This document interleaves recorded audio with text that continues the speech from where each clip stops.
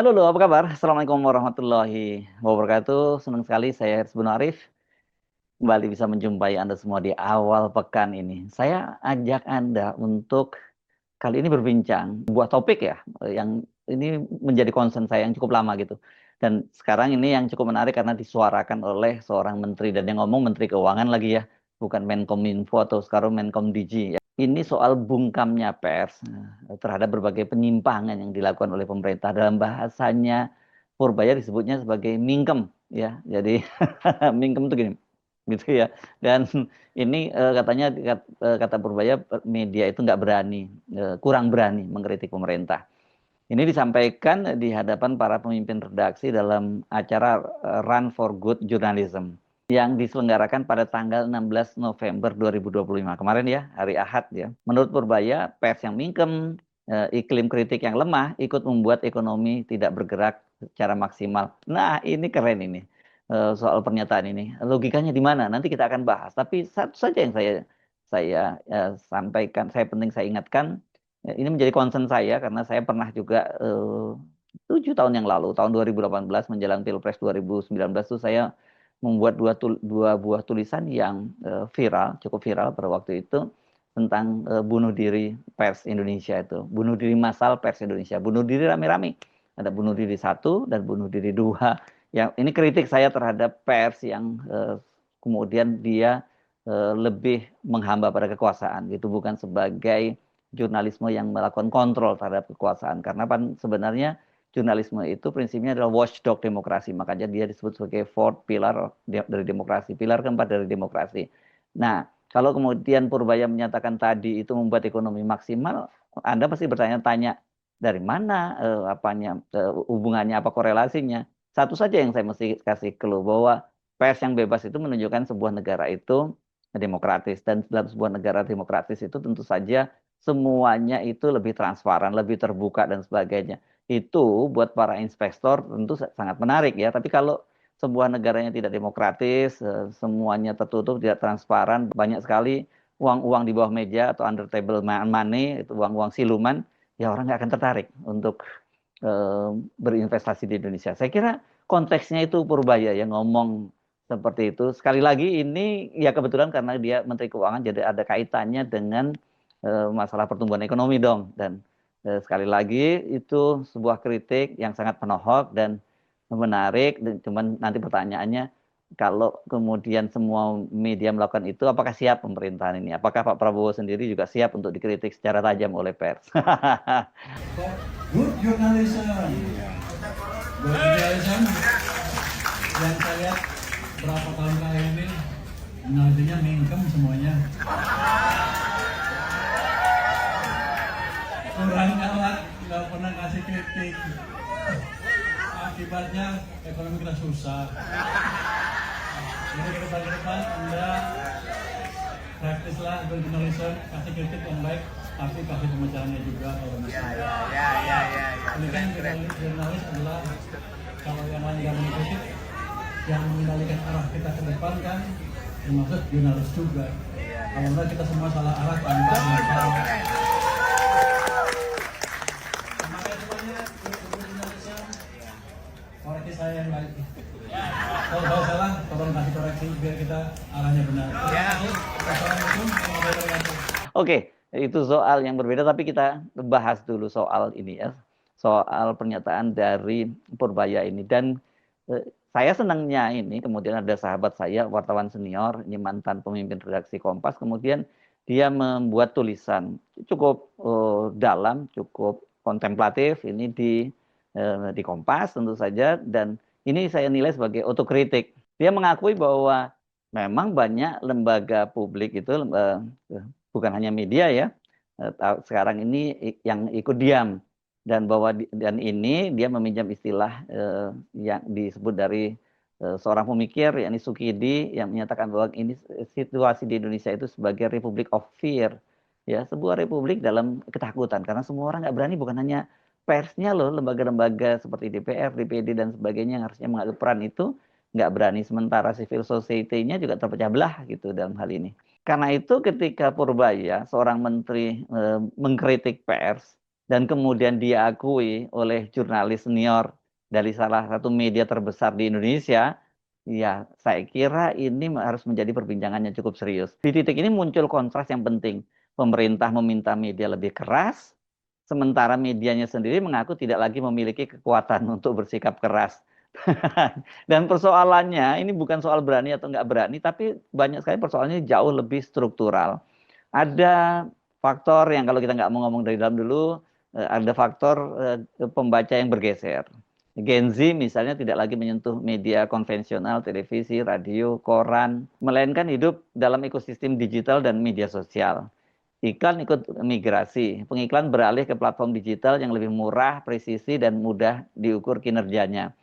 Dan kemudian ya media konvensional masuk ke mode survival mode ya, ke mode bertahan hidup. Dan ketika pendapatan mereka dari sektor iklan itu merosot, bahkan juga bukan hanya iklan tapi juga oplahnya, kompromi itu menjadi pilihan yang pahit, dekat dengan penguasa, dekat dengan konglomerat demi menjaga napas. Nah, paradoknya di era ketika kebebasan pers paling terbuka, kemampuan media mengkritik justru paling lemah. Tekanan finansial membuat banyak media mulai mengabaikan kredo utama jurnalisme. Kalau Anda yang bergerak di media pasti tahu teori firewall, atau Anda yang sekolah kuliah di di fakultas-fakultas komunikasi, jurusan komunikasi. Ini kredo yang nggak boleh tawar-tawar, teori firewall ya, atau tembok api ya. Ini yang kredo yang betul-betul memisahkan secara tegas kepentingan bisnis dengan independensi redaksi atau policy redaksional. Nah sekarang kalau kita lihat di Indonesia, firewall itu, tembok api itu udah runtuh. Bisnis, kepentingan politik, dan kepentingan pemilik modal itu mulai merayap masuk, bukan merayap lagi, malah merangsek sekarang masuk ke ruang redaksi. Dan ketika firewall roboh, tembok api roboh, idealisme ya ikut berantakan. Tapi mari kita bersikap objektif untuk memahami mengapa pers hari ini kok terkesannya lunglai. Ini kita harus kembali ke masa ketika kritik adalah sebuah kemewahan. Yang saya maksud adalah era Orde Baru. Di bawah Soeharto ada namanya SIUP, ya, Surat Izin Usaha Penerbitan, ya. Itu penerbitan pers maksud saya, jadi SIUPP. Itu menjadi alat yang paling efektif untuk menjinakkan media. Pemerintah dapat menutup media itu kapanpun. Kompas, tempat Budiman Tanurejo tadi bekerja, pernah jadi pimpinan di sana, itu sempat dibredel 2 kali setidaknya menurut catatan saya ya. Dan itu juga selalu bersama-sama dengan media-media lain. Misalnya pada tahun 1974, setelah peristiwa Malari atau Malapetaka 15 Januari, Kompas itu dibredel bersama Indonesia Raya, Harian Indonesia Raya, The Jakarta Times, Pedoman, dan Mingguan Mahasiswa Indonesia. Masih ada beberapa media lainnya. Kemudian pada tahun 1978, Kompas kembali dibekukan setelah pemberitaan terkait gejolak mahasiswa. Pembredelan bertubi-tubi ini menghasilkan 2 hal. Satu, Kompas menerapkan swasensor ketat. Yang kedua, ketika Kompas tumbuh menjadi Kompas Gramedia Group, menjadi konglomerasi, kompromi-kompromi muncul sebagai bagian dari kebutuhan untuk bertahan hidup. Padahal kalau kita mengingat kembali warisan utama dari PK Ojong, itu pendiri Kompas itu perlahan mulai memudar. Dia pernah mengingatkan, ini yang saya kutip juga dalam tulisan saya, Bunuh Diri Massal Pers Indonesia, itu tugas pers itu bukan untuk menjilat penguasa, tetapi mengkritik orang yang sedang berkuasa. Kenapa kita mesti mengingatkan kembali tulisan dari atau pesan atau ini wanti-wanti dari pendiri Kompas Pak PK Ojong? Karena setelah 2 kali dibredel ya, Kompas itu kemudian berubah. Ini kalau menurut Indonesianis Benedict Anderson ya, atau Ben Anderson, dia menyebutnya Kompas itu sebagai koran Orde Baru yang sempurna. Kenapa kok sempurna?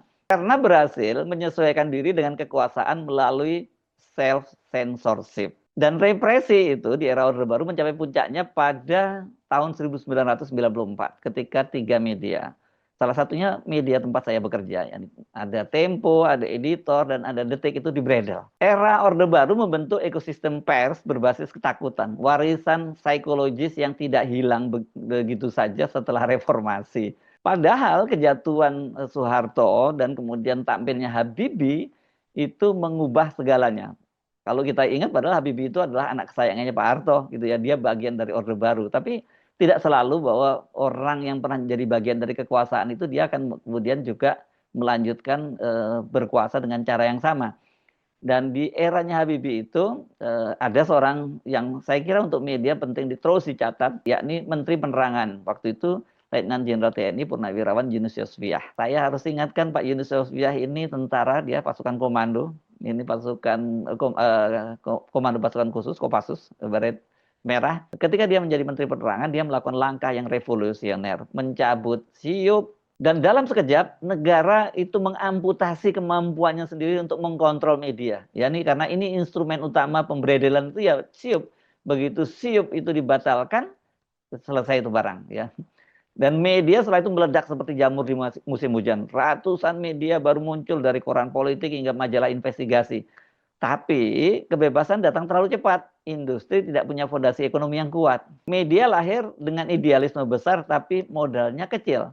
Lalu pada era ini juga datang Undang-Undang Pers tahun 1999 yang menghapus pemberedelan, menjamin hak tolak, dan memindahkan sengketa ke Dewan Pers. Jadi orang nggak bisa lagi sembarangan langsung main lapor ke polisi. Beda sekali dengan eranya Jokowi ya.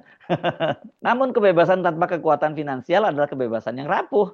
Kekosongan itu mengundang masuknya kekuatan baru, yakni konglomerasi besar yang masuk merangsek ke media, ke bisnis media, dan mereka secara de facto menguasai sepenuhnya media itu. Jadi setelah tahun 1999, peta di media itu berubah total. Pers itu memasuki periode baru ketika kekuatan utama bukan lagi negara, melainkan modal. Kalau tadinya negara yang mengontrol, sekarang pemilik modal. Saya selalu dalam berbagai kesempatan saya itu membagi dua ya jenis media di Indonesia itu, yakni media yang awalnya didirikan oleh insan pers, tak lalu mereka menjadi konglomerasi. Contoh yang paling nyata itu adalah Kompas Gramedia, karena mereka kan kemudian masuk mulai bisnis macam-macam itu. Ya, Kompas Gramedia itu tentu percetakan buku yang sekarang sudah mulai eranya juga ditinggalkan, tapi ada hotel, ada kemudian ada properti dan sebagainya. Dia jadi konglomerasi besar. Jawa Pos juga begitu ya, meskipun tidak sebesar Kompas Gramedia. Di daerah ada media-media seperti Pikiran Rakyat, Suara Merdeka, dan sebagainya. Ini sebagian dari mereka ini menjadi konglomerasi juga. Meskipun sekarang itu catatan sebelumnya ya, sekarang sudah mulai berubah ketika bisnis media sudah mulai sunset. Nah, kelompok yang kedua itu kelompok konglomerat masuk ke industri media. Di sini ada nama Haritanu, jelas itu paling kita catat paling atas ya, dia MNC Group, dulu masuknya lewat RCTI, Radio Trijaya dan sebagainya. Hairul Tanjung itu Transcorp ya, dia punya Trans TV, TV 7, kemudian punya CNN dan sebagainya ya. Dan ada Edi Suryatmaja, ini MTEK, SCTV Indosiar. Ada juga kelompok Bakri, mereka punya Antv, TV One, Viva Group, dan Surya Paloh. Ini Surya Paloh ini mix ya antara pemilik modal dan juga dia punya idealisme pers atau orang pers lah kita bisa sebut begitu ya. Karena kenapa Surya Paloh ini pemilik media group mungkin agak bisa harus kita beri catatan agak berbeda sedikit dengan para konglomerat yang masuk ke bisnis media, karena dia kita harus mencatat ada idealismenya ketika dia mendirikan Prioritas. Pada waktu itu kan bagaimanapun Surya Paloh ini dekat dengan keluarga Cendana, tetapi koran Prioritasnya juga harus ditutup karena kritik yang keras terhadap Cendana. Ini memang cukup unik kalau kita bicara Surya Paloh. Sementara Bakri ini juga cukup menarik, walaupun mereka punya media, tapi dibandingkan dengan konglomerat yang lain, dia memang tidak banyak memanfaatkan medianya untuk kepentingan politiknya. Saya bisa cerita soal media group dan Bakri TV ini, mudah-mudahan tidak bias saya, karena saya pernah bekerja di dua institusi ini ya, di Metro TV dan di Antv. Relatif ketika saya bekerja di Antv misalnya, nggak pernah ada campur tangan redaksi dari pemilik gitu ya. Nah, ketika media-media ini menjadi bagian dari kerajaan bisnis, ya, seperti saya sebut adalah properti, bank, telekomunikasi, tembok api itu, firewall itu runtuh. Ya. Editorial tidak lagi steril dari kepentingan pemilik modal. Kritik terhadap pemerintah atau kelompok bisnis tertentu dapat berbenturan dengan kepentingan perusahaan induk. Media yang dulunya jadi watchdog berubah menjadi apa ya sebutnya ya, loudspeaker ya mungkin bagi kekuatan ekonomi politik. Ya gimana kalau kemudian mereka ini, para konglomerat ini yang harus survive, itu kemudian mereka mau nggak mau pasti berkolaborasi dengan kekuasaan. Kalau tidak, itu yang terjadi pernah pada Bakri. Ya, ketika di eranya Jokowi, bisnisnya dihabisi oleh Jokowi ketika TV One masih terus kritis terhadap pemerintahan, dan Anda tentu ingat bagaimana program ILC kemudian menghilang dari udara ya karena itu tekanan dari kekuasaan pada waktu itu. Nah, sekarang bukan soal kekuasaan atau bermain dengan kekuasaan dan sebagainya yang mereka bisa bermain dikooptasi maupun mengkooptasikan diri. Nah, ini yang paling berat justru sekarang adalah perubahan generasi. Ini generasi itu ada kaitannya erat kaitannya dengan teknologi. Saya selalu menyebutnya generasi seperti saya ini yang baby boomer itu adalah generasi kolonial. Sementara generasi berikutnya milenial, Gen Z dan sebagainya adalah generasi digital. Kalau toh sekarang saya menggunakan teknologi, memanfaatkan media seperti YouTube dan sebagainya ini, saya sebenarnya termasuk imigran digital. Ya bukan native digital seperti generasi baby boomer dan generasi Gen Z. Jadi kalau generasi digital itu ya tanda-tandanya apanya ciri-cirinya mereka itu tidak lagi menonton televisi, tidak mendengarkan radio, apalagi baca koran. Ya, buat mereka itu televisi, radio dan koran itu bukan lagi arus utama. Bahkan mereka juga saya lihat nggak kalau mau baca media online itu tidak langsung ke websitenya, tapi biasanya mereka dapat share linknya dan sebagainya. Jadi memang harus ada kesadaran terjadi perubahan generasi sekarang. Yang disebut mainstream itu bukan lagi televisi, radio, dan koran, tapi media sosial. Gen Z, coba Anda yang punya anak Gen Z di rumah, mereka tidak menonton TV. Kalau mau nonton, mereka juga lewat gadget, bukan lewat televisi. Mereka apalagi membaca koran gitu ya. Kalau generasi saya, generasi baby boomer kan kalau pagi-pagi yang enak baca koran, baca kemudian minum kopi dan sebagainya, dan atau mendengarkan radio. Karena saya juga pernah lama di radio dulu, dan salah satu radio yang kelihatan jadi rujukan banyak orang, terutama di Jakarta pagi-pagi mereka berangkat ke mana ke tempat kerja. Saya biasanya dengan sejumlah sahabat itu sudah ngoceh-ngoceh di Radio Trijaya ngomongin soal konten politik. Ini generasi lama, generasi baru pasti nggak kenal saya lagi ya. Dan yang sekarang ini menggantikan kan algoritma ya. Algoritma menggantikan ruang redaksi sebagai penjaga gerbang informasi. Karenanya itu iklan ikut pindah. Belanja iklan digital naik pesat, media konvensional kehilangan pendapatan dan masuk fase survival mode. Untuk bertahan hidup, kompromi itu menjadi pilihan struktural, menjaga relasi dengan pemerintah dan juga menjaga dengan korporasi besar. Kenapa? Karena belanja iklan terbesar itu masih tetap saja pemerintah dan korporasi besar. Dan kebanyakan sampai sekarang ini, tapi saya kira udah mulai berubah, orang di pemerintahan itu adalah generasi-generasi baby boomer gitu, yang mereka masih kalau placement itu ya masih mengandalkan koran atau setidaknya televisi gitu, mereka begitu ya. Tapi saya kasih bocoran saja, kalau soal-soal itu bukan hanya kemudian mereka karena terbiasa saja, tapi ada juga persoalan kan mereka sudah biasa bermain dengan media-media lama itu gitu ya. Kalau sementara media digital ini kan biasanya jauh lebih transparan, jadi agak repot seperti itu ya, karena misalnya soal jumlah penontonnya dan sebagainya kan bisa dihitung dengan semua orang bisa mengetahui berapa konten itu ditonton gitu dan berapa nilai iklannya, harusnya seperti itu ya.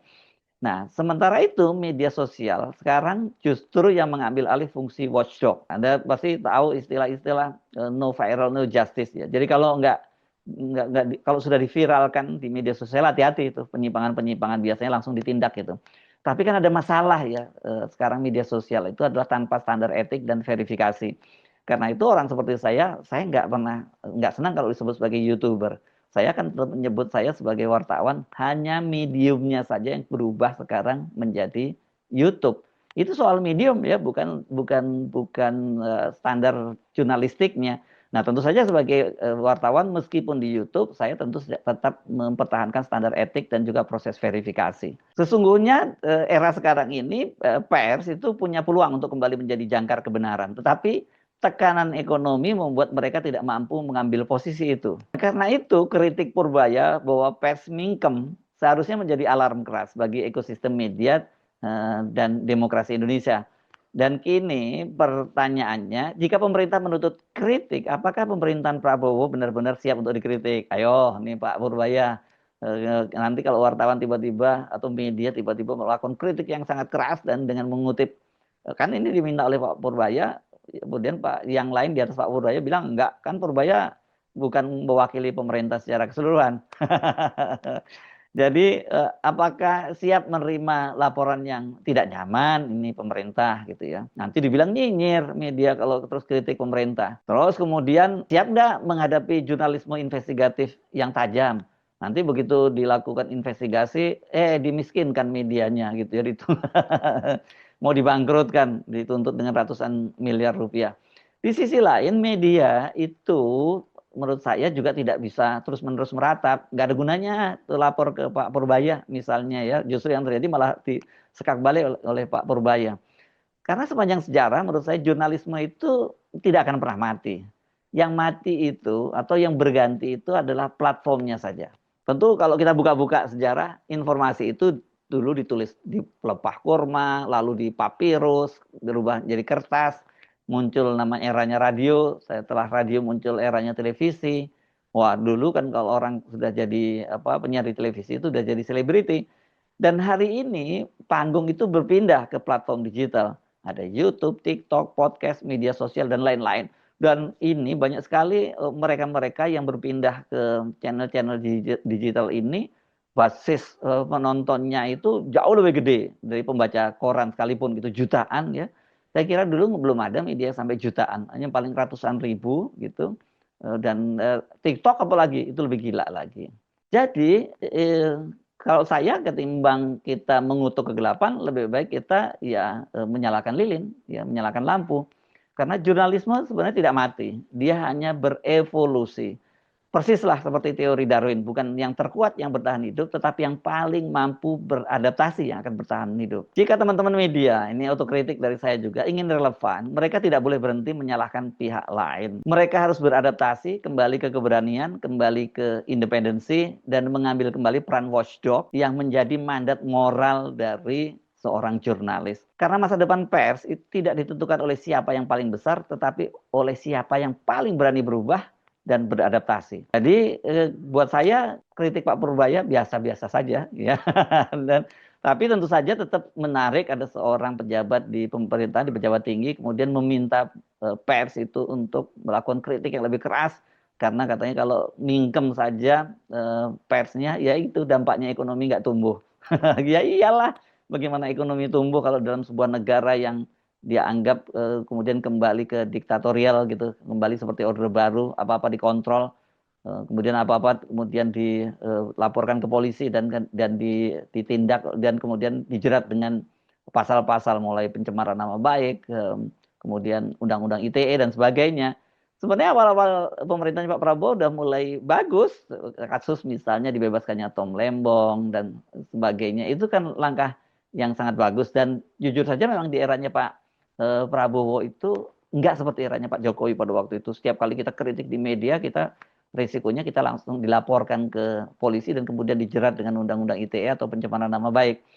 Sempat hilang tapi belakangan ini ya ini dicemari lagi Pak Prabowo ini soal apa yang dilakukan oleh Polda Metro Jaya menersangkakan 8 orang yakni 5 orang dari tim pembela ulama dan aktivis dan 3 orang lainnya itu RRT ya trio RRT Roy Suryo kemudian Rismon Hasiholan Sianipar dan juga Dr. T. Fauzia Tiasuma. Jadi perlu didengerin nih Pak Prabowo kritik dari Pak Purbaya. Kita perluas ya kritiknya bahwa salah satunya adalah media itu harus tetap menjaga, melakukan kontrol sosial dan juga menjaga demokrasi. Dan hanya dengan demokrasi yang tegak, dengan transparansi, para investor akan kembali masuk ke Indonesia dan ekonomi akan tumbuh. Seperti diharapkan kok Pak Purbaya kan mengharapkan hanya 5,7% target, bukan mengharapkan. Pak Prabowo kan targetnya tinggi sampai 8%. Selama media tidak diberi kebebasan, tentu dengan catatan ya, harus disertai dengan tadi etika dan tanggung jawab. Itu ya berat berharap untuk ekonomi tumbuh. Pak Purbaya sudah benar, tinggal sekarang bagaimana media menyikapinya. Saya Hersbun Arif, sampai jumpa lagi. Wassalamualaikum warahmatullahi wabarakatuh.